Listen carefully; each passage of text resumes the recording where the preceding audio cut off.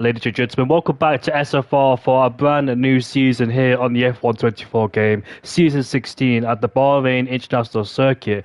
And today, or for the rest of the season, I hope, I'm joined with Owen, mate. Welcome, mate. How you doing? Hello, I'm all right, mate. I'm back in comms again. Looking forward to this race. Looking forward to the season, of course. And yeah, looking forward to see if Mr. Harry Kane, obviously not the footballer, but the esports driver, can retain his now start his defence. Let's say in Division One. It could be very difficult Harry Kane's defence because Hazara, who was a reserve driver last season, had a lot of time off, and every time he joined the session or raced, he always put pressure on Harry Kane and the rest of the field there. So him being a full-time driver might upset a few people because he's a very quick driver indeed. I'm not quite sure how he's transferred it onto this game, but he was very quick last season. So let's see if he keeps it up there in the Aston Martin. Marky is his teammate, and I'll read you out the driver lineup then we've got for this season, then, which is going to be a very interesting one indeed. And we've got a few people who are from reserve who was reserve drivers from Div 2. So I'll read you it now as I get the thing up.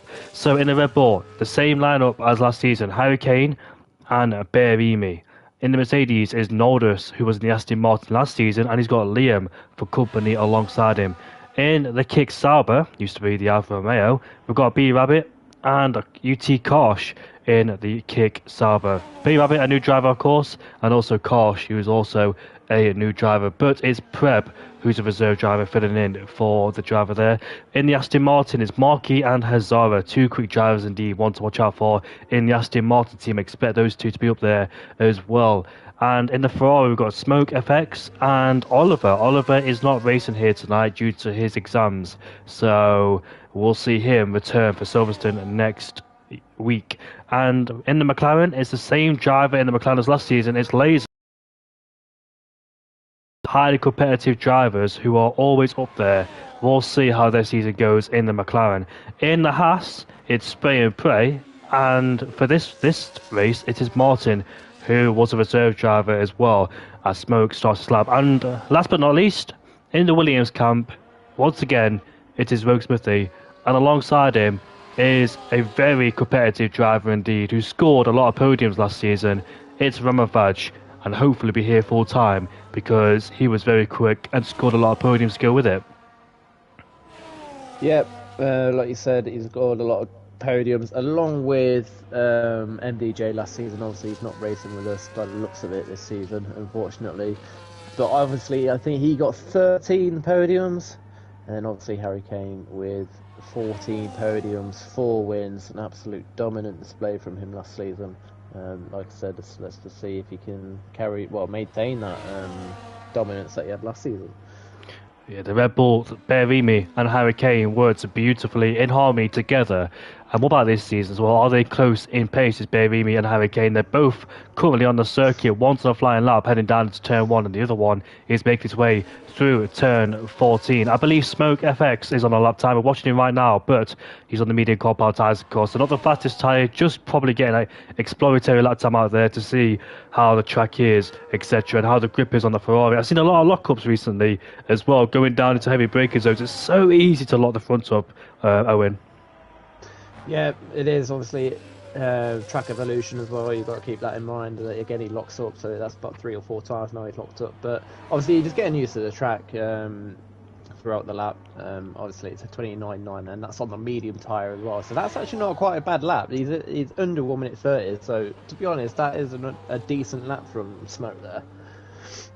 And let's see then who else is next across the line. I think we've got an Alpine, if I look at my colours correctly. He's coming across the line right now. It's Langfall who goes to top of the time sheet. He was in the Alfa Romeo last season and scored a few decent results. I don't think he scored a podium, maybe once. I think he was up there one race, but maybe he finished in P4 and P5.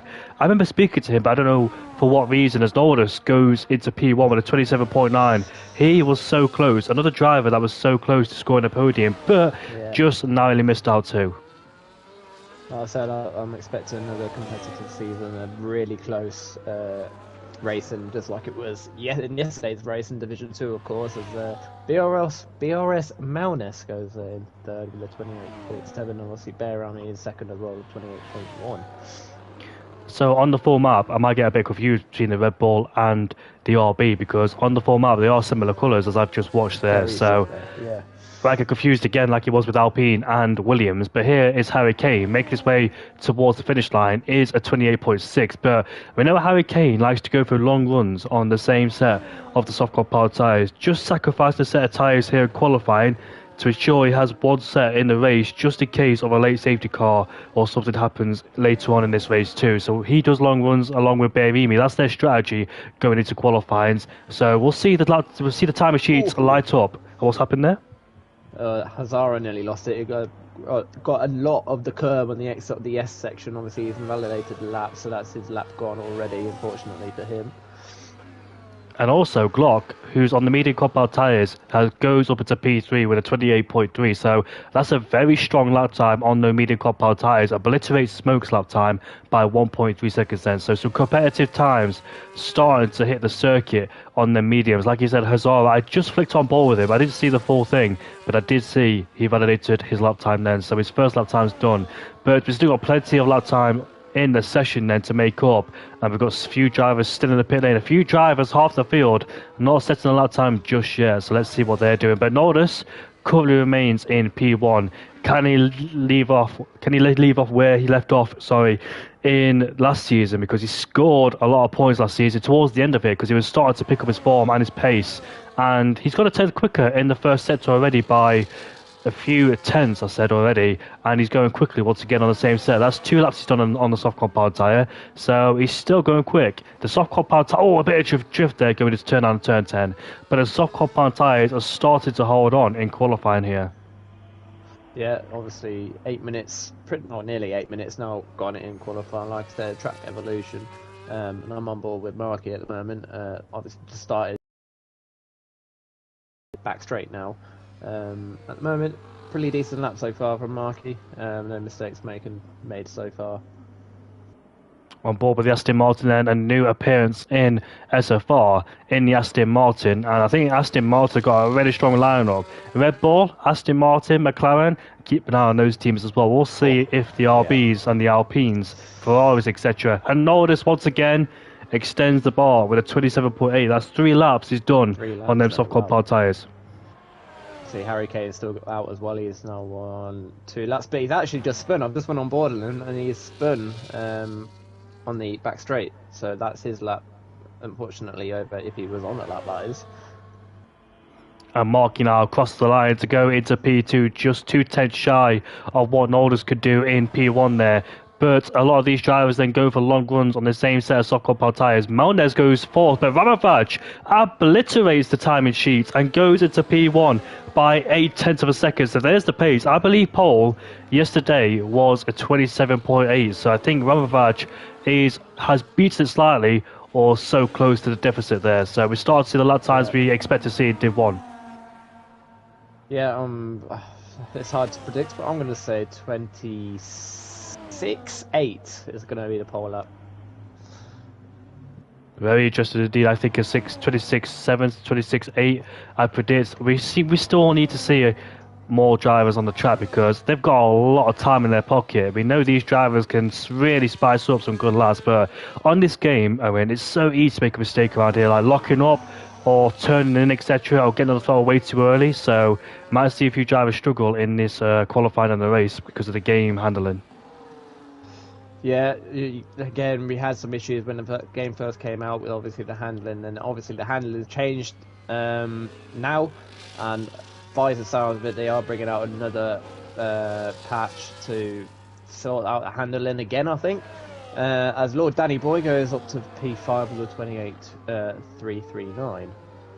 Yeah, Lord Danny Boy, who was in the Ferrari last season, did finish outside the top 10, and we'll see what he could do here in the Alpine in this game, whether it suits his style or not. I was in a party with him during the social races, and he looked very strong indeed. We've got the Haasman of Spray and Pray now making his way towards the pit lane because he's just run out of fuel, unfortunately. So off his to pit lane he goes. But Laser, B Rabbit is out there, Adams is out there too. So keep an eye on them because they haven't set a lot of times. Adams, who did finish on the podium in P3 in yesterday's race, so he's got a bit of experience around here at Bahrain, and he knows what to do now. Yeah, like I said, like you say, he finished on podium last week. Obviously, it is more well, it's a lot faster, let's say, in Division 1. But hopefully, he can stay around with these guys today. I'm sure he will, but it will be difficult, of course.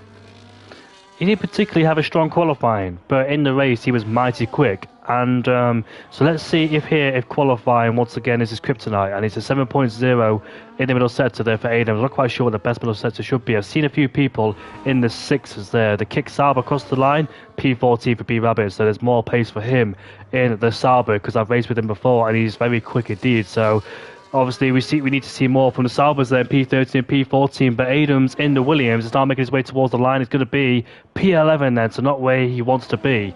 But like I said yesterday, he did struggle in qualifying as Laser is on the back straight then, and we'll see what he could do in the McLaren. It's his first lap time. He does leave it quite late, does Laser to make an appearance on the circuit and go for that flying lap there. Really hits the curb on the inside. He makes his way towards the finish line now, and let's see where the McLaren driver could go. It's currently P2 with a 27.3. Yeah, good luck there from Laser. Obviously making his mark there, obviously losing out to the championship last season, trying to do a defence, but didn't work out with the Harry Kane taking that championship. So hopefully he'll be back up there challenging for the championship this season.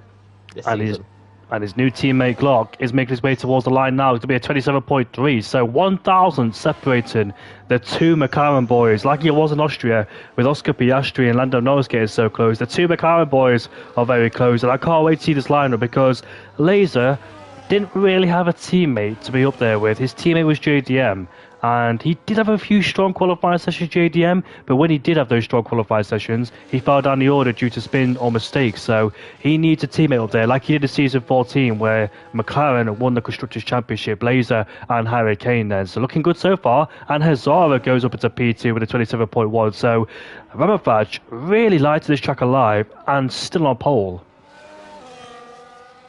Yeah. I mean, it's still about 2/10 of the gap, I think it is. I'm just going to have a quick look. 0.15. Robert Badge is currently out in that lead. Like I said, I just wonder if he's going to be able to... I just wonder if that is going to be the pole lap. I don't think it will be, but we'll find out soon. Is Hazara in the Aston Martin hiding a bit more pace. We've got B Rabbit, who set a representative lap times and is currently 300 slower than Melnez in P10 then. So just outside the top 10 is Rabbit there. He did have a race on Sunday in a different league in Bahrain, so he should have a bit of experience on a track, should B Rabbit, but currently in P11 so far. With 5 minutes left to go in the session, the majority of drivers are in the pit lane. We've got the Haas man of Spray and Pray currently out there. Martin in the Haas hasn't set a lap time just yet down there, so he's about to make his way towards the finish line to start a lap. Continues on his teammate who's coming through the end of the first sector. That's a nice first sector. That's 3/10 up already. Is Spray and Pray, but a bit of movement going out of turn 8 there. And locks up as well. For good measure as well, coming out of turn 8, so a big lock up there, but it shouldn't affect him too much as he continued down into turn 9 and turn 10. This is another tricky corner for locking up, and as you can see, he locked up all the way down into 9 and 10 then, so might have to adjust his brake bias to make it forwards or backwards, not quite sure. But here we are then, DRS enabled for the third DRS straight, going down into turn 11 we go. Nice exit there, carried the speed through the corner as we make our way now through turn 12. This should be easy flat out. He's short shifted through 6th and 7th gear there, and he's lost a bit of time in that middle sector. He was 3/10 up in the first sector, but lost it in the middle then, so it must have been just that wobbly moment coming out of turn 7 and the lockups too to go with it. And here he is now making his way towards the final corner. Can he get himself inside that top 10? Has he gained any more time in that final sector? No, he's in the pits, he's not satisfied. Backing off, yeah. Obviously, you got 3 minutes and 40 seconds. As you can see, everyone is now pretty much in the pits. Obviously, now they're all getting prepared for their most important lap of the day, let's say. Obviously, getting ready, getting prepared, getting their setups. Well, they would have had their setups right, but probably getting their fuel all the way down to try and now concentrate on the most important lap of the session. as Martin is about to come across the line, and he goes P9 with a 28.1, so a decent lap there from Martin. Indeed, there's a majority of drivers just waiting in the pit lane, waiting for the final moments here in qualifying. I believe a Mercedes of Nolders is now making his way down into turn 1 we go. And he's on a brand new set of tyres. Yes, he is there, so I had the wrong graphic. But I've seen a lot of people really attack that turn 1 curb. We barely saw it last game as well. A lot of people really using these curbs to try and get the best lines through there, the best speed and the best corner entry as well. So people are really attacking these curbs. Yeah, I mean, it's part of practice, I suppose. If you don't touch these curves, if you don't do any practice, you'd hardly trust the curves, let's say. But obviously, he's been doing some practice. He knows what these curves are like when you go over them. So, yeah, he's been doing some homework. Oh, these cars are so sensitive when you stamp with the power, because out of turn 8, Nolder suffered with a lot of wheel spin. He is 2/10 up in the first sector. We've got a lot of drivers then stampeding on the pit lane to go for the final laps then. Nolders is making his way now towards turn number 11, I believe it is, headed through the flat out right-hander turn 12, where in the old games people used to spin, but it should be very easy. Nolders is currently 3/10 up, which will put him in P5 still. It depends if Nolders can find any more time in this last sector. If he wants to, which he can't do, because I was about to mention go for another lap because it's so easy to recharge the battery, but he's run out of fuel too. So this is his final flying lap as the Haas heads off as the pit lane. Here comes Norris across the line. It's going to be a 27.3. He finds more time, and it's P3 for the Norwegian. As I think both Behrami and Markey are currently on a lap. Markey improving by a tenth. Behrami is just coming up to the end of sector 2 now, so let's see if he's up or not. How close is he going to be? He's currently half a second up. So at the moment it'll be about a 27.6, which is predicted around P5, P6, that area, but obviously he's coming down to the final corner now. Obviously trying to use up all his ERS now, all his fuel, just to see what this Red Bull driver can put in. Is going to be a 1 minute 27.7, and like I said, it put him into P6. And Martin has retired at turn 14, which is quite strange. I'm not quite sure if he's retired on track there, which is illegal to do, especially when people are behind on the flying lap. But here comes Markey now in the Aston Martin, right off the final corner. Where he's going to place the Aston Martin, he goes into P6 there, slots in behind Laser. They're both on a flying lap on the two McLarens, Glock and Laser, separated in the first and middle. It's a spun on the S's. That's his lap done. That's P8 minimum for him. That's a shame there for Langford. He has been very strong in qualifying towards the latter stages of last season, but I believe a Red Bull is making their way towards the finish line. Is that Harry Kane? And it is. P6, no it's not. I don't think it is. I don't know which one it is, but I think they're both on a flying lap. But here comes Laser now. That was BRS Melness. That was... You know I was talking about that because they're both the same colour on the track map. Yeah, I know. That is very frustrating indeed. But a Red Bull is backing off, you know. I'm seeing him on the main straight, on the third DRS straight. That's Behrami, who's just set a lap. And he stays in P7 and not the qualifying he wants, so not a really good start to his season. But Hazara goes to pole with a 26.4, absolutely obliterates the time. And like Owen says, wow. So yeah, the rest of the competitors looking at that thinking, I ain't going to beat that, but maybe can anybody else get inside the 26s? Glock is the next man to cross the line in the McLaren. I believe both Red Bulls are giving each other a nice tow down that back straight there. And here we are on board with Glock. Can he get anywhere close that time? No, because P3 only for Glock. What about Harry Kane in the background? What's he going to do? It's P6 there for Harry Kane then. So nowhere near where he wants to be, unfortunately, down there in 6th place. And Laser has a backed off. And what about Ramavaj still yet to cross the line? 10th down. 10th and a half down. He's wobbling. I think that's it. Yeah, no, that's it for him. That's P2. Wow, Hazara on pole by 0.6 of a second, and Division 1 thinking, what are we going to do here, boys? How are we going to plan this out? Rabbit crossed the line to go 7th. Yeah, good luck there by Rabbit's 27.5 for him. So that looks like that's it. Hazara pole position 26.4, nearly pretty much 0.6. 5.5 tenths quicker than Ramavaj. That is just an amazing lap time, let's say. I'm surprised Harry Kane, Behrami couldn't get close, and Behrami down to P9. Not where you expect to see the Red Bulls then, so not a great start for the Red Bull team. who have been dominating last season in terms of the constructors, but here in Bahrain it's P6. Noldus, a great qualifying, the highest Norwegian, I think. No, it's Noldus, it's Hazara, sorry. But Noldus there in P4, 27.3. He was super close to his first podium of the season last season, but unfortunately a bit too far back with people on different tyres, and he made a few mistakes with penalties as well for getting that 3-second time penalty due to extended track limits, which can be difficult around here.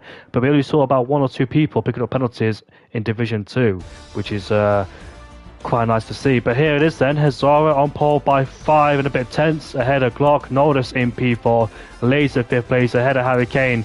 Rabbit on his debut, great job as well. Same with Marky in the P8. Berimi pushed into 9th ahead of Spray and Pray. Lord Danny Boy in 11th ahead of Langfo, who spun on his last lap. Martin 13th, Smoke 14th, Maldez 15th, Alas Copo, who raced yesterday, in 16th ahead of Adams and Prep 1.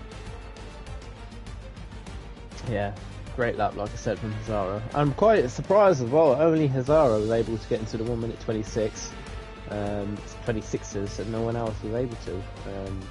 But yeah, let's see if he can convert that into a win now. Yeah, has he got the pace to keep it up?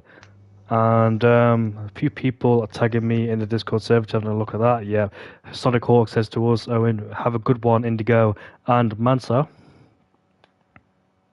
Thank you very much, Sonic. We're already enjoying it.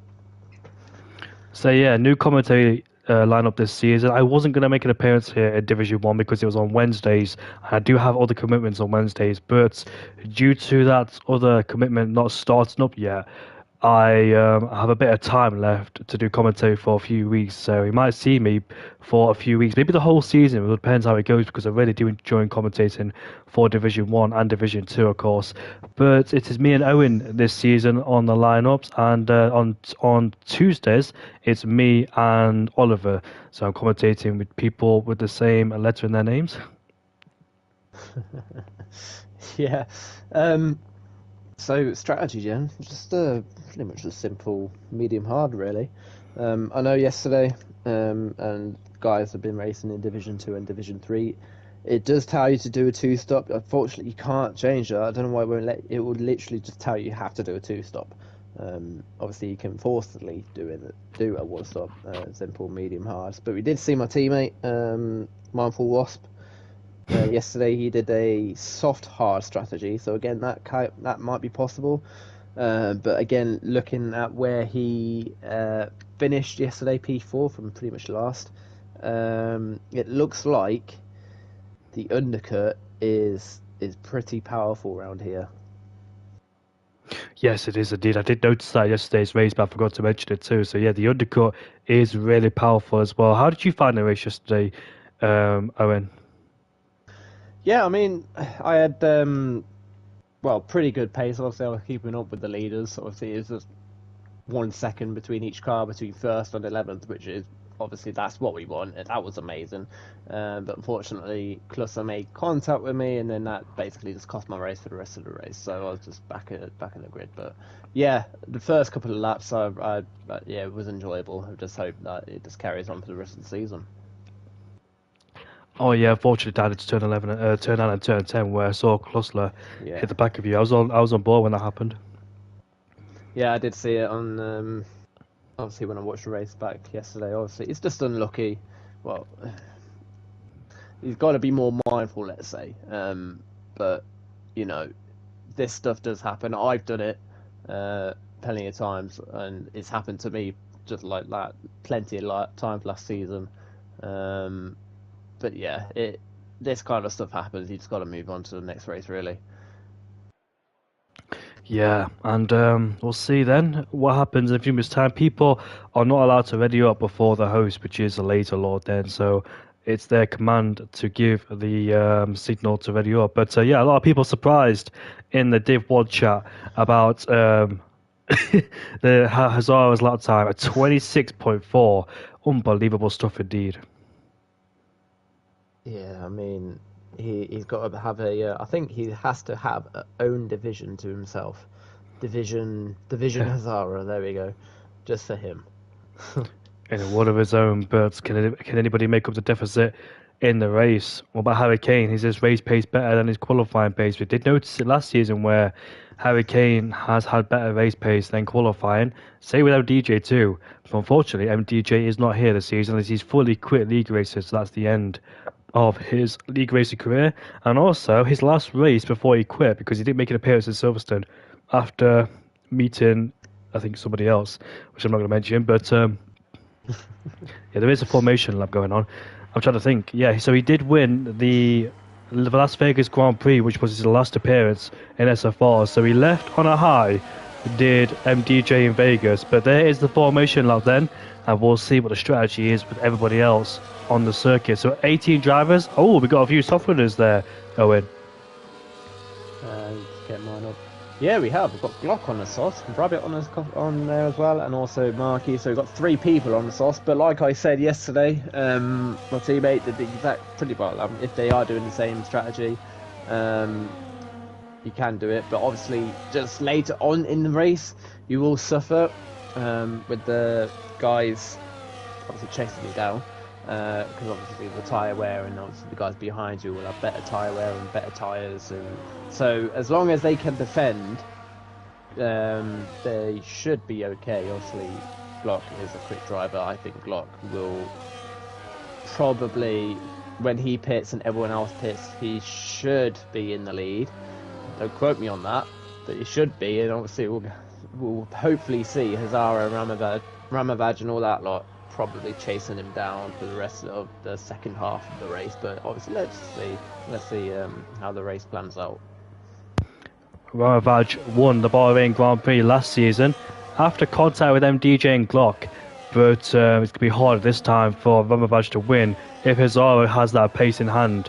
And also Glock, Rabbit and Marky on them soft compound tyres will be very quick indeed, so watch out for them in the first stint, because Glock's most important job is to jump these two in the first few laps and try and pull away with the soft tyres fitted to his car. Mindful Wasp did that exact same thing yesterday in Div 2, where he started at the back, had them soft compound tyres slapped on, and he made a lot of ground on them before he lost a bit too when he went on the hard compound tyres, as he had to do an early pit stop where the rest of them were hunting him down, but still finished in P4 after some great pace. Adams went from P14 to P3, but he's currently down in P17 then, and it's going to be very difficult to him make his way through the field because these guys are very quick indeed. As the Ferrari man who's last across the line, or last to line up, sorry, as all 18 drivers then line up on the grid, and we get to racing very shortly with Preb and Ramavaj being disqualified. So we're waiting for the lights to flick on. And here we are then, 2, 3, 4, 5 lights.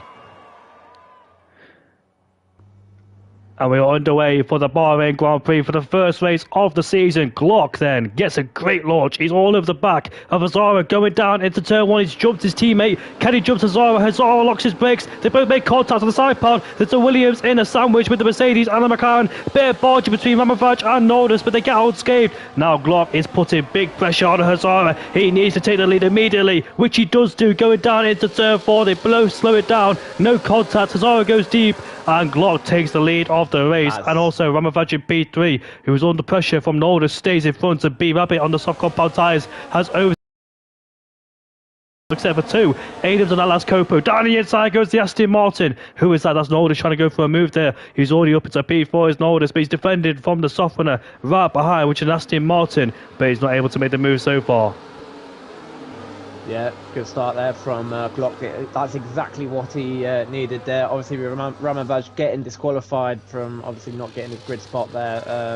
Obviously, unfortunately, when that happens, your temperatures basically go to freezing cold again, like you've never done a formation lap.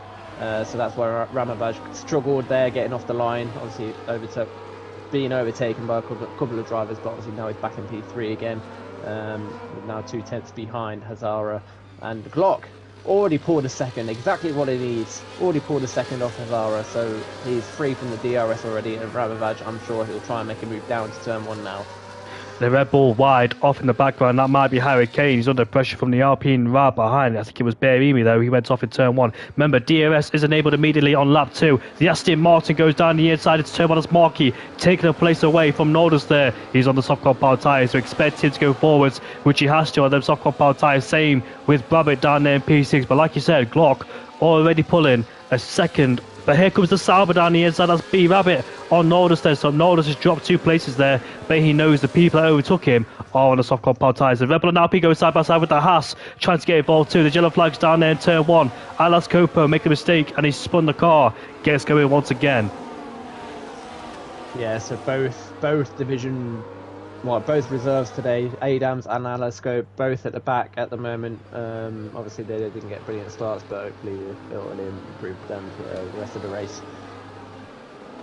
And also DRS then is a new addition because the activation of DRS is a new addition in the game because the DRS opened immediately in lap 2, so you don't really have 2 laps to pull away if you have that chance. But Glock has made it work. He's pulled away crucially out of that DRS train, where drivers like Hazara, who are used to breaking that 1 second range of DRS after a safety car or the race start, but he's not able to have that this time because he's got guys all over the back of him as we head into the final corner. There's a lot of drivers bunched up. There's 2 drivers behind us on the soft compound tyres, which is Marquis and Brabham. Glock sets the fast lap of the race, and here comes Ramafaj, who will go for the move, and here comes the Aston Martin, and Hazara defends from the Aston Martin. He's going to be 3 abreast into turn 1 we go. Marquis might get both of them. Here comes the Sauber down the inside. He gets out of shape, and he makes contact with Hazara too, but only slight contact there, not enough to warrant any damage there. But Marquis, 2 places in 1. What a great launch. But here comes Marquis again. And here he is. Inside of Ramavaj, and it should get the move done. He's obviously got more grip on the tyres, but it's still side by side going down towards the S's. This is brave from these 2, but obviously Marquis gets that move done. He's now up to P2, and now he needs to try and pull a 1 second gap. Is Ramavaj going to try and make some moves now on Marquis? We'll have to see. And also Hazara down the inside of the Sauber trying to make up a place. Those 2 make contact into turn 1. Brabham a bit too late on the brakes, which caused him to lock the rear end up. But this battling in second place downwards is allowing Glock to pull away. He's already built up a 3 second gap, and this is crucial for the race too once he switches on to the hard compound tyres, because this pack will chase him down towards the end, except a few people, because Marquis and obviously Brabham are on the same tyres, of course, same strategy. But this is really helping Glock to pull away now and build that gap before his tyres start to come to an end. Yeah, Glock will be absolutely loving that. The cars behind is obviously battling each other. It just gives him more of a chance to pull away and more of a chance to win the race, really. In the final corner then, we come once again onto lap 4. That's a Kick Sauber, unfortunately, who has spun the car. Weird to mention Kick because obviously it's a streaming platform, so is YouTube. But here we are then, they're both side by side on the straight. The Sauber goes up into P3, now P2, that's 2 places moved there. Brabham's up into P2, the power of the DRS, and the Williams in the background of Ramafaj almost making contact with Marquis, but gets away with it. We've seen a bit of contact in turn 1 between the 2 RBs yesterday, and Hazara looking to make a move on Ramafaj. Those 2 started first and second, but not able to make a move going down into turn 4. This is a great scrap going on, a lovely helicopter cam. A few people losing the back end of the car, as you can see. A Haas spinning, that's Martin unfortunately down into turn 3. And here comes the Sauber all over the back of the Williams then. He's losing a lot of time because the Williams is struggling there. We've seen a lot of lockups going down into turn 8 we go. But this DRS train, this pack is spicing up between these guys. Yeah, we've now got all 3 runners now in 3 soft runners, now in the top 3. So, like I said, early advantage then for them 3, but it just depends if they can pull away, because like I said, they will struggle with their tyres at the end of the race, whatever compound they will go on to. Exactly as well. Harry Kane is last in this DRS train in P8 then, so not the race he's looking for so far. And also his teammate Bahrain shuffled down into P11. He's lost 2 places. They both lost 2 places at the start of the Grand Prix, so not the race they're looking for. But when it comes back to them later on in this Grand Prix, as we head through the final corner we go, Glock leads the way. The top 3 are the soft compound tyre runners, of course, made up a lot of ground and made some fantastic overtakes. Brabham actually sets the fast lap of the Grand Prix, so he's got some decent pace. In the background now with the Red Bull versus the McLaren, and here we are going down into turn number 1 we go. The Aston Martin stays behind the Sauber for the time being. Brabham goes a bit deep. Will that open up the door for Marquis? Gets a good run out of turn 2 and turn 3. We'll have the slipstream, we'll have the DRS. Will he overtake him down into turn 4 as Brabham got this covered? In the background, Harry Kane looking for a move. Here comes Marquis up the inside. The two soft runners going into battle at turn 4. The duel in the desert between the green cars, light green and dark green, but Marquis stays ahead. Sorry, Brabham stays ahead for the time being. Yeah, Brabham went a bit wide there at turn 2, which obviously gave Marquis a chance to go down the inside of turn 4. But obviously, you can take a wider line in turn 4, obviously, like Brabham did, to get a better exit. So yeah, obviously Brabham keeps in P2. Marquis will try and keep him under pressure. And Glock will be praying that this pack will continue battling, because the gap is now 4 seconds as Brabham gets out of shape at turn number 11 there, as the back of the car continuously stepping out on him. Spray and pray, and Melnez on the medium compound tyres not really making progress as they want to. They both stayed in P9 and P11 for a few laps now. Where they start, Spray and Pray's made up 1 place, Melnez made up 4, so great start for Melnez in the RB. But here we are coming towards the final corner once again. P2 downwards in a scrap, but Brabham's pulled. And Hazara literally on the gearbox of Ramavaj, but obviously Ramavaj has got the DRS on that Aston Martin. Look at that straight line speed from Ramavaj. He's surely using the ERS to catch up to him, and then he obviously locks up into turn 1. And again, it's just a DRS train at this point in time. Yeah, all these guys in this DRS train harvesting energy. Hazara trying to get past, but Ramavaj just using that ERS. They're all taking different lines going into turn 4, some going wider than others, of course, in this game. I find it a bit difficult in this game to stay on the track, because it's so easy to lock up the rear end of the car, so easy to lose the back end of the car too. As you can see there, Hazara going deep, Ramavaj going deep as well. Ramavaj is starting to put Mark under pressure, because Brabham has got some decent pace in that Sauber. It's actually broke the DRS gap between himself and Marquis. Nearly loses it. That's given Ramavaj a great chance to overtake here down this back straight. Obviously Marquis with no DRS now. Ramavaj, it should be a simple inside move, and he gets that move done. I think the soft runners are now starting to struggle with their tyres a bit. Yeah, Brabham's closed down a bit of time toward himself and Glock. So Marquis, lost about 5/10 due to that little mistake by himself. Turn down and turn 10, so that cost him a lot of time. Now the DRS has been split between P2 and P3, and we're watching this guy's fight for P3 now. Ramavaj up there in P3, but look at Hazara getting so close in the back, and Marquis there. He's been so close to tapping people into the heavy braking zone as we go. Now DRS for all these guys behind Ramavaj. Here comes Marquis now, making an overtake. Here comes Hazara now. I love this new sequence of overtaking now, going down into turn 1 we go. Both Aston Martins going side by side. There's a Red Bull making contact with somebody. Look at that, 2x2x2. Well, bit of contact there between the Williams and the McLaren, but Hazara goes up into P3. Noldus has got some front wing damage. I did see a front wing flying. I just had a one on to Noldus. Unfortunately, he's got some front wing damage.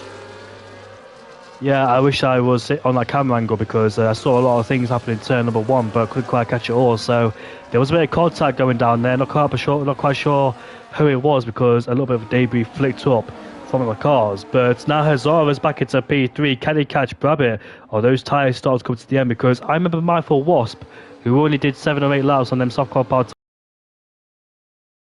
He still finished in P4 with that mighty pace, but can Hazara now, has he got the pace to try and close on Brabham? Or these soft compound tyres started to reach the end of their peak performance? Yeah, I think they are. Obviously, you're looking at Arki, and he's now nearly over a second of Ramavaj now, so the soft runners for definitely Marquis anyways, they're definitely starting to struggle now. The end of their best performance then for Marquis. The soft compound tyres are suffering in this race. However, Brabham's closed up another 6/10 on Glock then, so Brabham's got some decent pace in the Sauber. Ramavaj has a huge lock up and almost lost the back end of the car going to the final corner. That gives a bit of breathing space between himself and Hazara, but Ramavaj will still have the DRS on the back of the Aston Martin, followed by another Aston Martin 2 who's right behind him. Is Marquis going to send one of the inside? And let's see as we go down into turn 1 we go.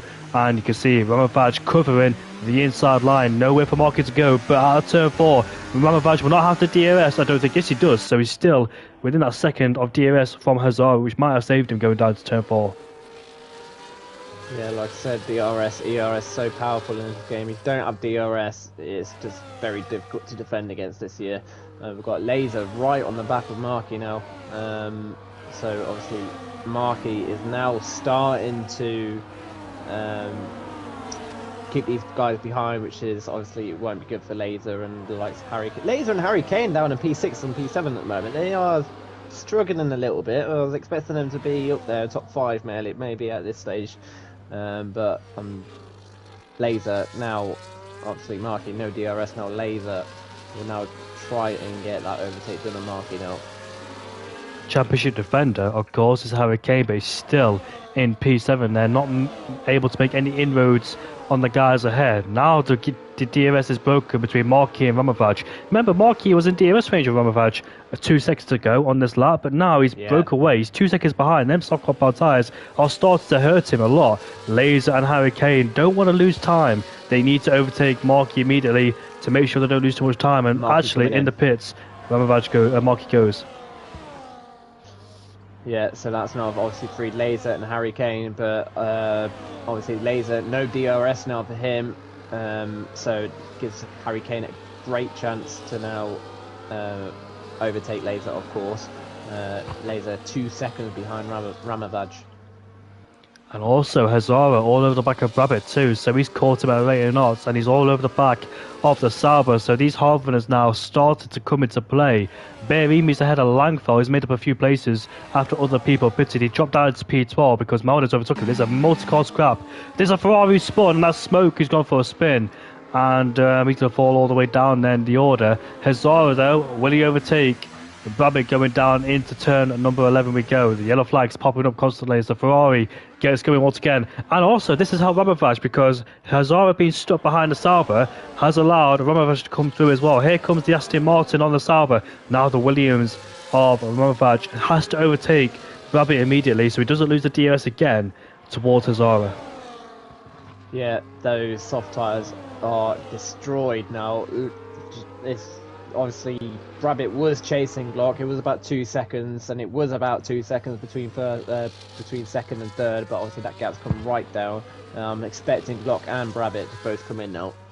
Yeah, Berimi spun, by the way. Berimi has spun, unfortunately, down at turn number 12, so he's going to fall all the way down to 30th place. What a dismal race from the Constructors defending championships. But here comes Rabbit, once again, not giving up on them soft compound tyres, but he stays behind. And here comes the Williams. He has to make the lunge on the Sauber. It's so close into turn 1, and Ramovaj takes a lot of curb going down into turn 1 there. So Rabbit not doing Ramovaj any favours at all, because we know Rabbit's going to be slow in the middle sector. That's where the corners are, of course. So obviously Hazard will have better grip and more speed through the corners, where Rabbit will be dropping off the back of him. It depends though if Rabbit can stick in his DRS, because it won't be too bad for Ramovaj, but obviously the Williams there has better tyres. He wants to get past Rabbit to make sure he stays within the Aston Martin's DRS range. Do not let him pull away, otherwise that could be your chance over. Yeah, exactly that. Glock, he's got no traffic whatsoever, so again, another great chance to obviously hold that lead. And of course, Rabbit, he'll have DRS on Hazara, which obviously it will help Rabbit a bit, but I don't think it will let's say, able for him to overtake Glock, as like I said, the undercut is quite powerful around here. So let's see then. Ramovaj, will he overtake Rabbit going down into turn 1? So Rabbit is able to stay in DRS range on this lap, but obviously them soft compound tyres getting older and older. Depends when he pits though. If he peels off at the pit lane this lap, it'll benefit Ramovaj a lot, so he doesn't have to overtake him on the track, but he does have to respond to Marky's pit stop. But here we are then, Ramovaj with the DRS wide open, save with the Sauber. Let's see how difficult the Sauber driver will make it against the Williams. Here comes the Williams, then pulls to the right hand side. Will he overtake him down into turn when he has to? He can't afford to stay behind him. Yes, he does. Nice move up the inside. And now his next rival is Hazara. I'm quite surprised Rabbit hasn't pitted, to be fair, because now he will now be starting to lose time. Obviously, he lost a bit of time now from battling Ramovaj down to turn 1. So yeah, a bit surprised that Rabbit hasn't pitted. Yeah, me too. But let's see then if he's trying to do a softer medium strategy. We've seen a lot of softer hard strategies in Div 2, but here in Div 1, if Brabec does have decent pace, not making too many mistakes, if he's not too slow, then he's able to make it work, because he's not really dropped off the back of this fight, has he? He's still in that DRS range. Obviously, Hurricane and Laser started to join in this fight too, because they're on better tyres than Brabec, of course. But yeah, it's helping Brabec stay in this DRS train, and we'll see then if it benefits him later on in this race. Glock is all over the back of Adams then, and that's the battle for P11. They're both on a much different tyres, of course, older versus newer then, so Glock should have this overtake easily. Yeah, Glock will need to get these overtakes done quickly as possible. Obviously, this is the key time to pull away even more. Obviously, 10-lap old hard tyres, Hazara and all the other guys. Oh, something's happened with Amavaj. Oh no, he spun. He spun on the final corner, which is a very odd place to spin. Did he pick up the throttle way too early? I'm not quite sure, but Ramavaj is out of the order. I looked down at the comments for 1 second, then I see somebody spin. So Ramavaj has fallen down into P4, and that has broke the DRS train. Brabec has pitted onto a brand new set of mediums, it is, so we're right. Yeah, I'll be back in 2 seconds, mate. Sorry, I was just getting a phone call. It's all good indeed then, so we could still continue then. So Ramavaj has dropped down the order. He's in P4. He's under pressure from Noldus, who's lost an end play, hence why he's lost a lot of pace. So for those who didn't join earlier on, Noldus, who was a high qualifier in this qualifying session, made contact with somebody, I'm not quite sure where. That's why he's lost a lot of pace unexpectedly from Noldus there, but hopefully he can get that front wing changed once he makes his pit stop. Brabec going for a two-stopper, says Sai. I don't think that's the right way to go, you know. It's a one-stop strategy unless a safety car changes things and changes the whole trajectory and the strategy. But the one-stop strategy is the way to go. You can't really do a two-stop around here. You need a lot of pace in hand to do so. Brabec is going to do a one-stop from soft to medium because there's no point doing a two-stop around here. Yeah, obviously, now I know why Brabec has gone out, was on softs for longer than expected. Obviously, he's now going on mediums, and I'm guessing for the rest of the race. But that's a lot of time he's lost to Glock. Around about 6-7 seconds he's lost that from Glock. Well, 4 seconds. It was about 3 seconds before they all came in as the Haas of Spray Na Pray comes into the pits now. Spray and Pray, there we go. Spray and Pray, that's how you say it. I got confused with his name, you know. I think it was another commentary session I did, and I didn't know. I raced with him in another league, there we go. I was stuck behind him for a while, and I did not realise his name was Spray and Pray until I saw it after the race. I was thinking, what's this guy's name? I don't even know. But Ramavaj and Noldus are scrapping it out, and they're both on similar tyres, you know. They haven't pitted. Ramavaj has just lost a place towards Noldus, who's suffering with end plate damage. Yeah, obviously, Ramavaj with that early spin, and obviously Noldus picking up that front wing damage a couple of laps ago, obviously. So now Ramavaj will be getting stuck behind Noldus, of course, with that front wing damage. But Ramavaj losing the back end there out of that left-hander there. So again, that'll be more time he'll be stuck behind Noldus. So this is starting to suffer his race a bit here. And Owen, Laser was on a streak, a very long streak without a podium. He only picked up 3 podiums last season, which were the first 3 races of the season last season. And after that, he was in P4, P5. He was so close to a podium, but yet so far. I kept saying every single race, and he's up into P3. But we obviously know that people pitted behind, and there's still more work to do from Laser and Hurricane because they were last essentially in the DRS trade. So there's still more work to come, but their pace is quite decent. Here comes Ramavaj on Noldus now, puts himself back into P4. But it's a shame from Ramavaj because he had great pace, but it looks like he's struggling now, and then the car looks very snappy, very responsive indeed, and not the way he wants it. Yeah, obviously a tyre wear coming back in, but here comes Noldus back at him again. Ramavaj will not be happy that Noldus is making a move on him. Noldus gets back in front. Ramavaj again, he's going to be straight around behind Noldus now because honestly he's just losing time with that. Obviously Noldus will get in front wing damage, but Noldus will not care one bit. This is his own race, and he'll be happy. Let's say that he's straightened Ramavaj a bit. Yeah, he's got some decent pace considering that he has front wind damage. But like you said, Rumavach, he has to get past and pull away because notice he's losing a lot of time in the corners where obviously in the middle sector that's where the downforce is required. And here through like turn 11, 12, 13. Yeah. So I'm surprised Rumavach has, a big snap again. The car just seems to lose its back end a lot. And he's really Yeah. struggling with the car so far in the race. Yeah, obviously because he's behind orders as well, he'll get that dirty air, which obviously gives him less downforce. But yeah, you could tell Nordis is also struggling with his front wing damage, going wide at the end of that back straight, and Ramavaj using the back end again. So again, he is struggling, Ramavaj, here on these hard tyres.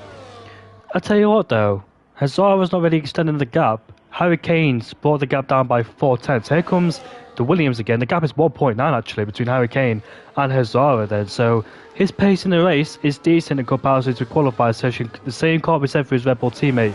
And Glock has overtaken Danny Boy, puts himself into P7. He's an Alpine sandwich. Will he take two Alpine to one go here? Here he is. A risky move around the outside, but has the inside line for this corner. And now he's stuck behind Langford. Langford not willing to give up a course. Here comes Glock. Side by side with the Alpine. Going into turn 4 we go. He should get this move done. Better tyres, of course. More grip around the outside. More speed and more traction. No, the Alpine stays ahead. This is not good news for Glock. He has to get past because otherwise he's wasted time towards Asara. Yeah, Brabbit, he's now pulled in. He's pulling in Glock. 3 seconds is now the gap. So obviously it was about 7 seconds. So he's pulled out 4 seconds already. So Brabbit is coming. Yes, indeed, and I'm surprised Glock hasn't able to make a pass on the Alpine and Langfeld. So he needs to get past him immediately because this has cost him too much time towards Hazara and the rest of the people is fighting, considering waiting for an ultra strategy. And once these guys made their pit stops, has Glock lost the back in the car at 10-11. Once the top of us made their pit stops, and Langfeld is getting his elbows out once again, which is good to see. And there's a yellow flag in that middle sector. Is that smoke? That's smoke. That's burn again. So his tyres are smoking at the moment. Sorry, really bad joke. And he's got front wing damage as well on both sides. So that's his strategy probably ruined, and probably say mediums to the end now. Sauber's gone off. Has also gone wide as well. And here comes Glock. Gets past Langfeld, and hopefully, for his sake, he stays ahead because he's just wasted a full lap in an Alpine battle where he shouldn't be on people on older tyres. Yeah, look at that. Look at the gap now. 2 seconds. But now Brabbit's got to do the exact same thing what Glock has just done and overtake these two Alpines. So a pit lane loss around here is like 24, 25 seconds. The gap to leader between Glock and Hazara 16 seconds then. So that's the deficit Glock has to make up. Once Hazara has to make up once he makes his pit stop to go on the medium compound tyres or the softs, because we saw a few people switch on to that soft compound tyre. But actually the gap's stabilising in P1 and P2, so Hazara's not really gaining and Hazara's not really pulling away and Hurricane's not really gaining. He is dipping down again. The gap's fluctuation between the top two. He's bringing along Laser in P3. Yeah, I was about to say that. I think by the looks of it, Laser is pretty happy to just be where he is at the moment and just keep in Harry Kane's DRS. I reckon it's because he knows Harry Kane is quicker at this stage of the race. So yeah, it's a good idea by Laser just to keep in his DRS because he knows that he's the quicker car at this stage. Unless he might go for a move now because he's quite close. Yes, he's going to go for a move down the inside of Harry Kane. Pretty simple overtake just before turn 1. So that's Laser up to P2 now. So let's just see if Harry Kane will come back at him down to turn 4. Both trading DRS, and I think that's the best way to go because instead of fighting each other and losing time towards Azara, I think they're trying to trade DRS, try and get themselves in that lucrative 1 second between P1 and P2. So they lost the time between Hazara and them because they were fighting with Sophonos. Yeah, as now Brabbit is now in DRS of both the Alpines. But like you said, it's going to be difficult because it's a bit of a DRS train with obviously Lord Danny behind his teammate with DRS as well, so it's going to make a bit more difficult for Brabbit to get the overtakes done on these two. So Rabbit might have to suffer the same fate as Glock, and here is Rabbit over the inside into turn 8. It's a late move, and he keeps it under control of the brake. He loses the back end of the car, so the Alpine and Lord Danny Boy gets a better exit and more traction indeed. And here we are going down into turn 9 and turn 10. The engine's a bit loud, sorry if I'm talking too loud. And Lord Danny Boy is up into P8 still, so great attacking there, great defending from Lord Danny Boy to keep P8, but how much longer can he keep the Sauber at bay? Because now the pendulum's swinging towards Glock's way as he's able to pull away thanks to these two defending. So the time he lost might be gaining due to the Alpine water defence. Yeah, this is critical for Brabit to get past these two. He's just going to start to lose time now. Zara has now come into the pits. They're both as expected, obviously, probably medium or even softs. I think softs could probably go to the end at this stage now. As Zara obviously they go both on to mediums anyway. Here we are then once again with the Sauber and Brabit trying to make an overtake on the Alpines. One of them is Lord Danny Boy, and this time it's a simple overtake. And can he get 2 for 1? It's 2 for 1. And let's see if he gets him down to turn number 1. Yes, he does. Bit of contact maybe between the two. They're still making contact. They're still rubbing wheels. And finally, through goes the Sauber. Lord Danny Boy trying to overtake his teammate, but gets cut off in the process. And now Brabit has the DRS to protect himself against Lord Danny Boy. But they both connected to with each other in turn 2 and turn 3.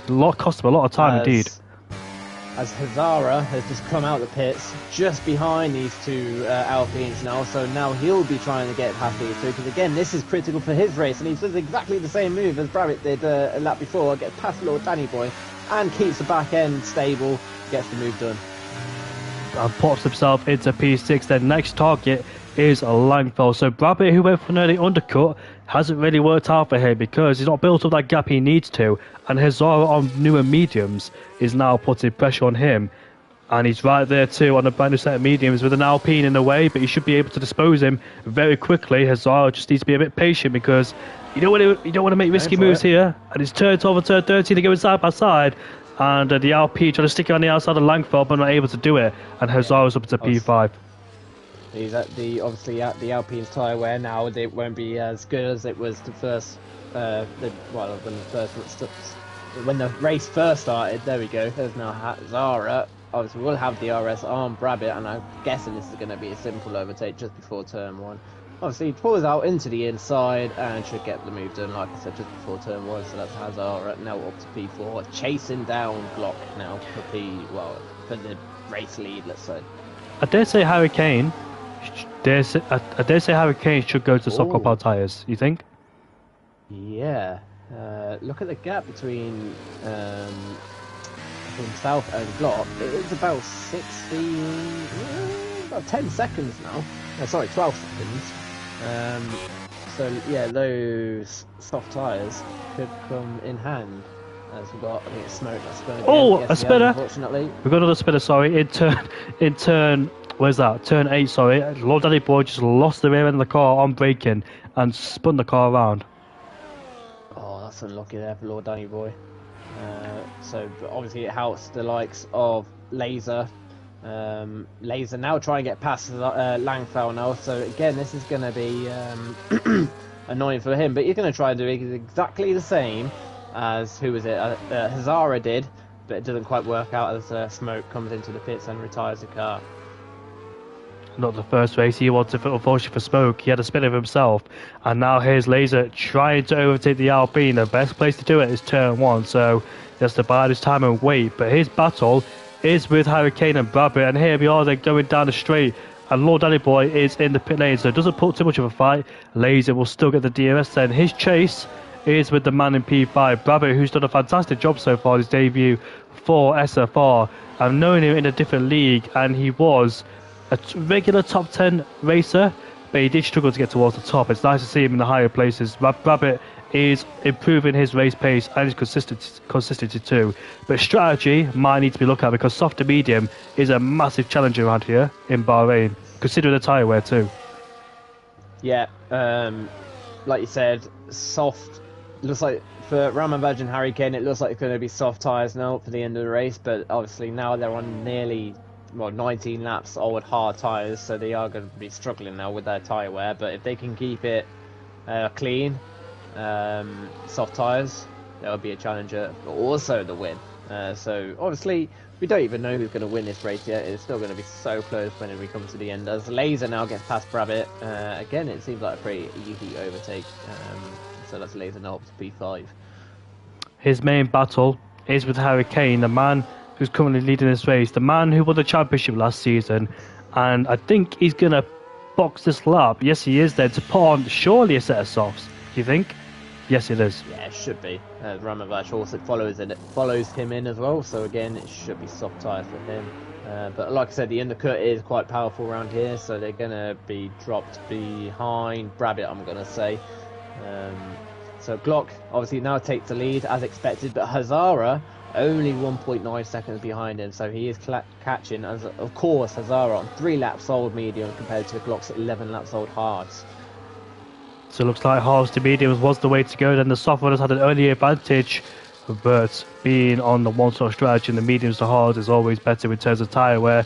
Glock had the very early advantage, but it's starting to come to an end now because Hazara is almost in his DRS range. Under a second it is. Harry Kane on the brand new set of soft compound tyres, Spray and Pray. Spray and Pray is the next driver in front of him, 4 tenths in front of him, and Marquis down right behind him, who started the soft compound tyres but now is on the hard compound tyres. I think he also... Did he make contact with somebody to go for a spin? Early in the race? No, that was Nodus. It was Nodus. I think Marquis had his own problems because his softs really died towards the end. He lost a lot of time. He really, that's it. He really struggled with his softs at the end of the stint as Harry Kane now gets past Spray and Pray. So that's Harry Kane now up to P5. The gap between himself and Laser is around about 6 seconds, I think. So like I said, that's his main battle with Laser at the moment. And he should catch up to Brabbit in no time, because obviously Brabbit on 9 lap old medium tyres at the moment. But here comes Hazara now.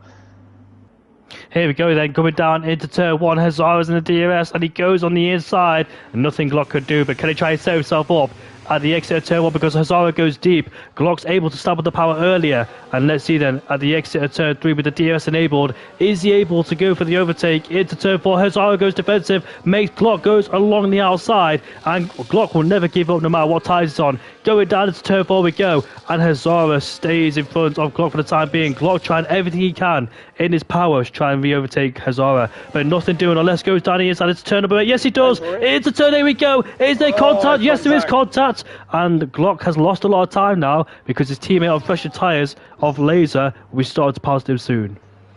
Yeah, risky move there by Glock. Obviously he went for it. There was a gap. It just didn't quite work out there. Again, it's a fair race, and I think... Yeah, I think Glock tried to do everything because he couldn't allow Hazara to pull away. He had to fire back immediately as Harry Kane gets ahead of Brabbit. So I think Glock will be under massive pressure towards the latter stage because A, he's got Laser behind him on fresher tyres, and B, he's got Harry Kane behind him on a brand new set of softs, hunting him down then. So Glock's podium chances might be fading considering the job he did in the first stint was impeccable, but unfortunately his start has come to an end with these guys closing him down. Yeah, like I said, the guys who started on softs, so Glock, Brabbit and Marky, they all started on softs. Now they are struggling like I predicted.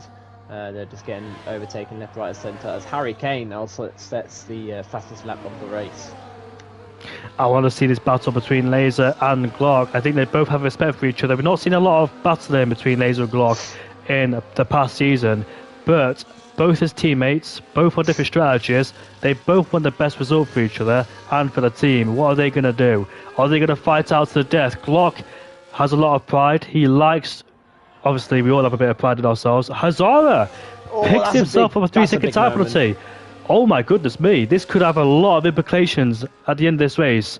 Is Laser contention for a win? The gap is about... What's the gap between Laser and Hazara? 3.2. So has Laser got enough pace now to try and catch Hazara? Surely team orders now at McLaren. Surely. With that penalty, that is huge for the winner of this Grand Prix. Obviously Harry Kane is catching as well. 2 seconds is a gap, but 1.3 between himself and between Laser and Glock now. But obviously with that 3 seconds, that's huge in this race now. It is indeed. So Harry Kane on those soft compound tyres needs to make 2.2 seconds up to be in that 3 second gap. So I think it's wise. Glock has to let Laser through. He's got to use the DRS down the straight and stay in 3 seconds. That's the way to go. If Glock fights Laser now, then that's it, unfortunately, because they're going to lose a lot of time. It's hard to make the time back up too. And obviously you got Harry Kane coming up towards them as well. So you gotta think more about what can you do here without fighting each other really. As Glock moves his back end a bit there, but obviously now with Laser DRS. Yes, there you go. Glock team orders. Lets him straight through. Laser now is going to have to try and keep within 3 seconds of Hazara. Yes, he does. So 3/10 outside that window. Now Harry Kane is on the back of Glock. These two had a bit of problems with each other last season, I think, in Imola. So let's hope he can stay clean. We know Glock is a very, very hard fighter. He will not give up no matter what. But he knows for the better of the team. Here comes Harry Kane up the inside. He's going to do it. And he does it. Fantastic move there from Harry Kane. Great move there. I didn't think he'd do it, you know. Yeah, that's a very good move there from Harry Kane. That's exactly how you should overtake compared to yesterday down at that corner. So then, yeah, Glock got really caught out there. Wasn't expecting that at all from Harry Kane, but so Harry Kane now chasing down Laser. Harry Kane could be in the best place to win, considering where he started in P7. It was unlikely because they were quite far behind in that DRS train. They were stuck in P7 and P8 at the start of the Grand Prix. It started to come alive for Laser and Harry Kane, but I dare say more for Harry Kane's sake on them soft compound tyres. Here he is then with the DRS enabled on the back of the McLaren. And let's see if he overtakes him down into turn one. Doesn't do so, so he stays behind for the time being. As Daniel says, he is waiting. But Daniel says, Owen, great commentary, boys. This has to be the most professional sounding commentary pair we have ever had. Oh, thank you very much, Dan. I appreciate that. As Harry Kane obviously gets that move done down to turn 4, as I was expecting. He was waiting for that next DRS detection down at turn 4, and now it's game on between himself and Hazara. Lap 25 of 29. Hazara, who looked like he was going to be on course to win this Grand Prix after a fantastic drive, now sees Harry Kane in his wing mirrors, and Harry Kane and Hazara have had a lot of history last season too. I'm talking about Miami when they both made contact on the final lap of the race, headed down into turn 17, now long back straight with the DRS. But obviously Harry Kane has only got to make about 4 or 5 tenths up to get the 3 second downs, but obviously he wants to win this race on the track. Can he catch Hazara on the racetrack? It's going to be difficult, obviously, with this tyre where softs obviously don't last as long as mediums, so he might struggle coming up to the final lap. But Laser has also got to keep within the DRS of Harry Kane to even get his chance to maybe get Hazara on, obviously, Hazara's penalty to take P2 away from Hazara. The run of no podiums is starting to come to an end for Laser because he struggled all last season to try and pick up a podium. But in the first race of this season, if we'll finish in P3, depends if everything goes his way. But in the background, Spray and Pay is up into P5. A silent race from the Haas man. Massive lock-up. Indeed, a silent race. Lock-up there from Spray and Pay. A silent race for the Haas man, but still made his way up steadily. And here comes Ramafaj on them soft compound tyres side by side with at the start. It starts to hurt these drivers. Yeah, Glock now P14, Brabbit P7. And who is the other guy? Markey, P8. No, P7, P8, yeah, sorry. It's alright, mate, but with 3 laps left to go, Harry Kane is on course to win this Bahrain Grand Prix. It depends if he doesn't pick up, there's a spinner in the background. Is that Brabbit? That is Preb, that's Preb. He's already a lap down, unfortunately. I thought it was Brabbit because he was in that particular part of the circuit there, so luckily for Brabbit, it wasn't him. That was close. That was close from Hazara. He nearly lost it, but that was a great save there from Hazara. 2.4 is now the gap. Starting to put pressure. Harry Kane starting to put pressure on Hazara. You can see it. I've noticed that the pad players, I know some of these pad players in this lobby are really struggling with the car. The way the back end just snaps on them, it's really difficult. I know how it feels because I'm a pad player myself. What about you, Mansell? I'm actually a wheel. I used to be pad, but then I moved on to wheel. But obviously, I don't know how it feels on this game compared to pad. But I know on wheel, I definitely feel like more comfortable. Let's say. And Then I did on pad. here comes the Williams on the Haas, and he puts himself up into P5. Remember about spotting at the final corner, hence why he's not up there where he should be. And look at the back end stepping out again. He just loses it going down into turn 1. But the gap's going down between Harry Kane and Hazara. As long as Harry Kane doesn't pick up a 3-second time penalty, he should be on course to win this race. Yeah, 2.1. So he's not gaining that gap in as much as he obviously first came out the pits, but obviously he's still gaining. And again, Laser, can he maybe catch him back up again during this last lap, let's say? So we might have a fight for the win on the track, but it'll go down to penalties between Norway. Oh yeah, they're both Norwegian, of course, so both in the same country. But Harry Kane and Hazara have had a lot of fights last season, and we're about to have one again. Unexpected though, Harry Kane, who struggled in qualifying, is up there in P2 and wasn't on my radar actually to win this Grand Prix before the race started. Yeah, both Harry Kane and both Laser, obviously difficult qualifying for them, but they both kept it clean, kept out of trouble, kept together. Mostly worked together before they came in, and now here they are on P2 and P3. Good race from them two today. Mansell getting flashbacks. Yeah, he was talking about Harry Kane going down the inside of Glock. He must have had some flashbacks. I did have that flashback there. Martin spins, unfortunately, down to turn 4. Again, he's nearly a lap down, but I'm sure he'll be battling to try and not get a lap down. That's his battle today. I'm pretty sure Martin needs a few flashbacks after all that spins. No, I'm only joking, Martin, of course. Friendly banter between the two, but the gap is up down to 1.8 seconds now between Harry Kane and Hazara. I don't think we're going to have a battle for the win on track. It's all going to come down to penalties, of course. Yeah, it looks like that. Obviously, the gap is not really coming down as much now. I don't know if you saw that, Owen, but Hazara really was locking the rear end up going into turn 9 and turn 10. Just losing the back end of the car is Hazara. So the Aston Martin is under massive pressure for Harry Kane. Yeah, Hazara is really pushing now. He wants to win. Well, I think he knows at this stage that he probably won't win, but he just wants to win it on track, let's say. That's going to be his victory today, I think. I never saw Hazara exceeding track limits, but unfortunately that's what... Oh, look at that, the back end of the car. Again. That Aston Martin is really struggling on braking. Harry Kane is in the DRS then. It's going to be a last lap battle between the two Norwegians like he was in Miami last season, but they both ended in contact. But for Harry Kane's sake, he doesn't need contact because he knows that Hazara has a 3-second time penalty. As we head down into turn 1 we go. Hazara, Harry Kane, both in a battle. Harry Kane will have to DRS to the back of Hazara, but I think he's too far back to make a lunge into turn 4. There's the Haas in the foreground, trying not to get lapped. As we head down towards turn 4, he's not close enough to make a lunge, and Noldus is up into P8 ahead of Markey. Noldus had a long pit stop due to a front wing change, hence why he fell down the order that he originally was in P5 and P6. But Hazara holds on for the time being, though. Any more snaps, any more heavy lockups, and Harry Kane will see it through. Yeah, 3/10. I imagine he'll try and get a move done. Is he trying to? Oh no, I thought he was trying to do a similar move that he did to Block earlier on. But now DRS 2/10. He should get this move done down towards. I can't remember what turn this is, but here he comes anyway. Side by side between these two. Harry Kane nearly loses it, but it just keeps it on track.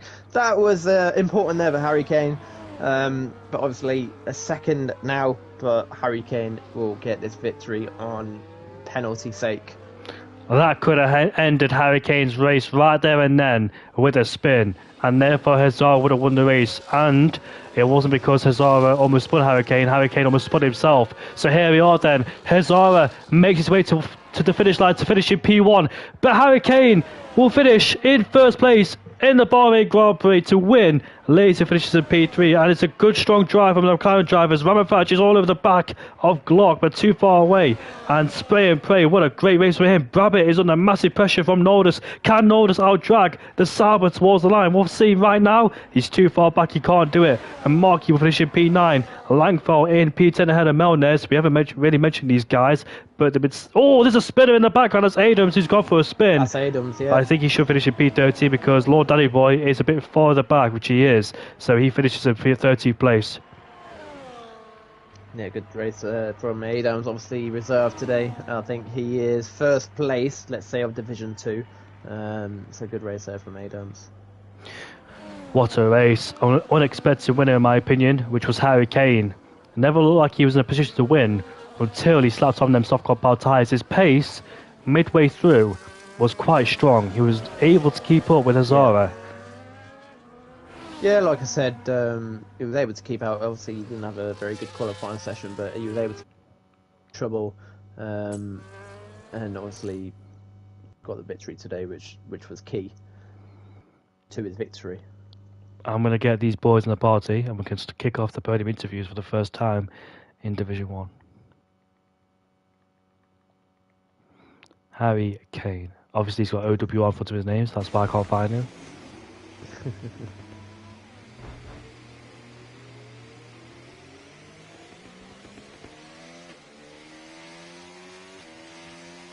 And Harry Kane driver of the day as well. What's Laser's first 3 names? Is it VRL? It's BFR, I think. VFR. BFR. Yeah, VFR _ Laser.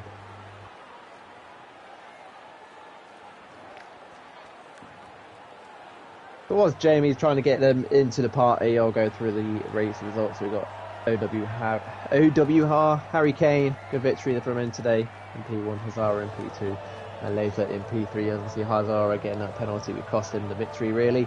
Glock in P4, Ramavaj in P5, Spray and Pray in 6th, Rabbit in 7th, CT Noldus in 8th, obviously get that front wing damage early on, Markey in 9th, Langfell in 10th, Malnus in 11th, Bearami 12th, Adams 13th, Lord Danny Boy 14th, Alas Copo in 15th, Martin 16th, and Fred lap down 17th, and the only non-runner today is Smoke.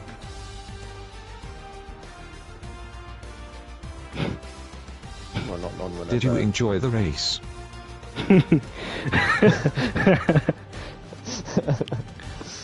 Very good race. Right, so we've got Harry Kane in the party, and the race winner, of course, we're waiting for Laser and Hazara. But Laser, has probably forgotten podium interviews because he's not been on the podium for a long time. I'm joking, of course. I'll tag them now, and hopefully he can get those 2 in the party.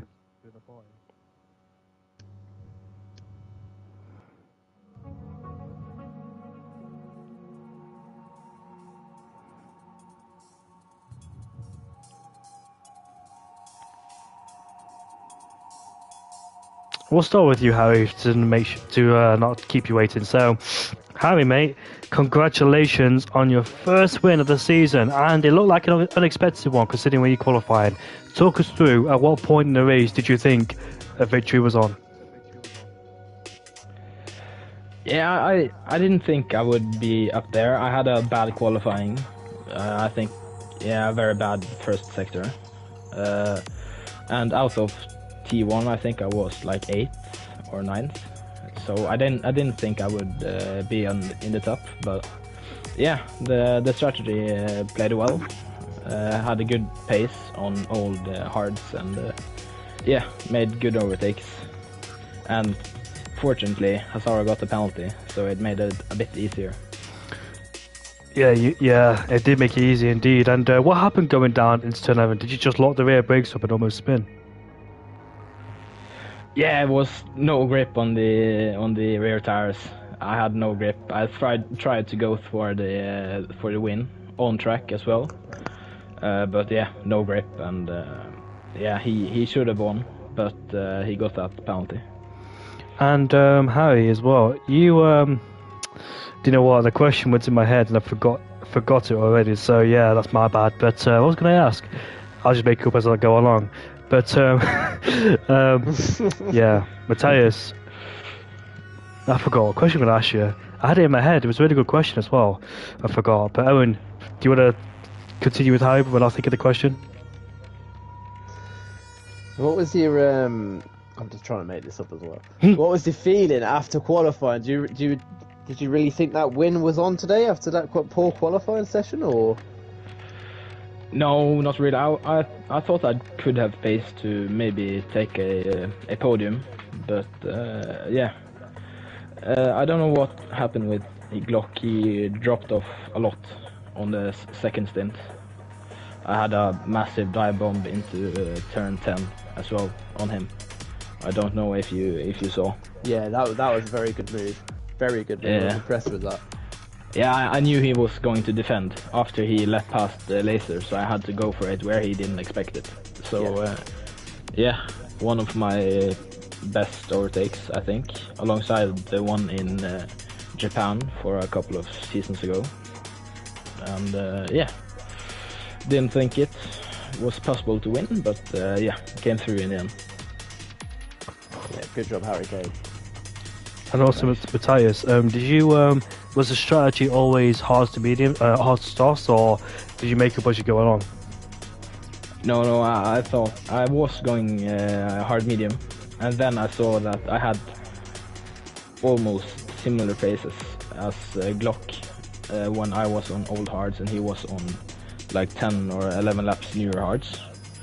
So I think I lost like 5/10 or something over 5 laps to him. So yeah, I just continued and realized that I had a new soft that I hadn't used in qualifying, and I thought that I may as well try, because yeah, why not?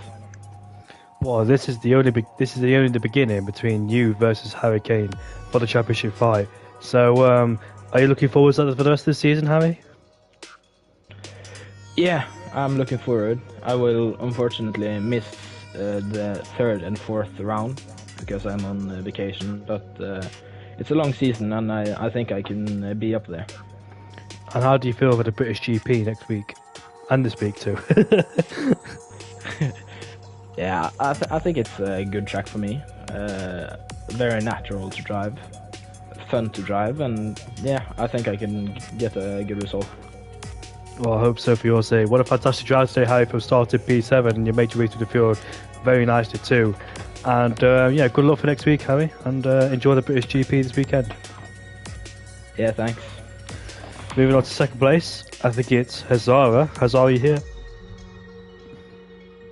Yeah, I'm here. Can you hear me? Yeah, I can hear you, mate. It's a shame, Hazara, you picked up that 3-second tire penalty, but not only that 3-second tire penalty hindered you, it looked like you were really struggling out there today because we saw a lot of lockups and snaps. So, was the car balance really consistent for you during that race?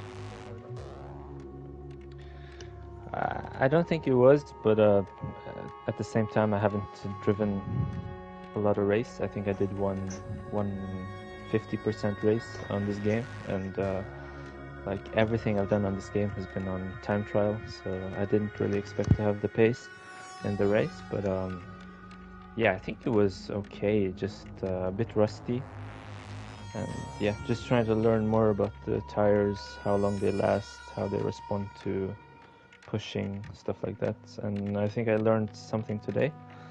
Unfortunate that I got the penalty, but it happens.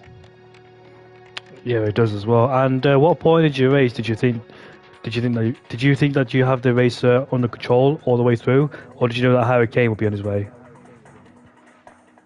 No, I had no idea because I didn't know how his tires would work and how mine would drop off.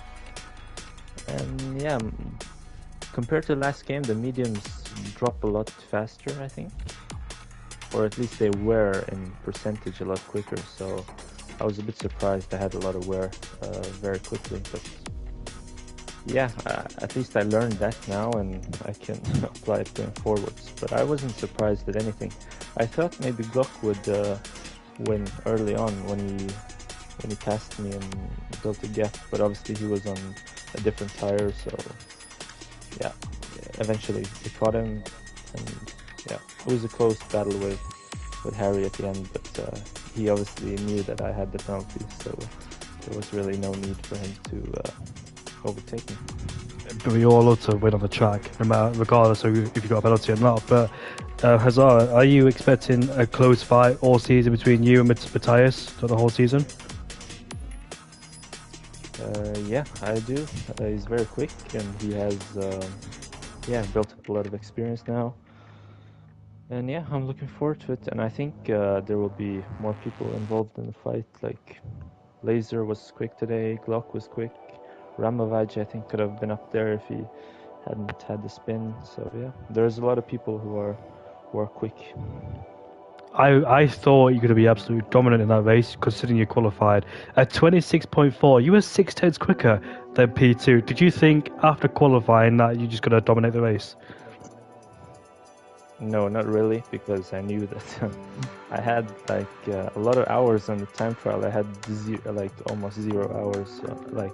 Yeah, I had one race on, and that was like the first day I started playing. So I really didn't have a reference of how to drive in the race. But and I was struggling a lot in the early laps. But luckily, when I got some clean air, I managed to pick up the pace. But yeah, I knew it would be close because I kept making mistakes, and other people are also quick. So yeah, it was a good learning experience. Thank you, Hazara. And Owen, you got any questions for him? No, carry on, mate. I'm all good here. Sorry. So thank you, Hazara, for joining us in the podium interviews. Congratulations on P2. And we'll see you next week at the Silverstone Grand Prix. And also, if I didn't ask this already, how are you feeling for the Silverstone Grand Prix next week? Feel okay, I think. I will have a race on that track on Monday, so that will help me. In terms of preparation, I will be better prepared for it. But yeah, I have a race. It's PSGL, so I hope that can prepare me for the race on Wednesday. Looking forward to it.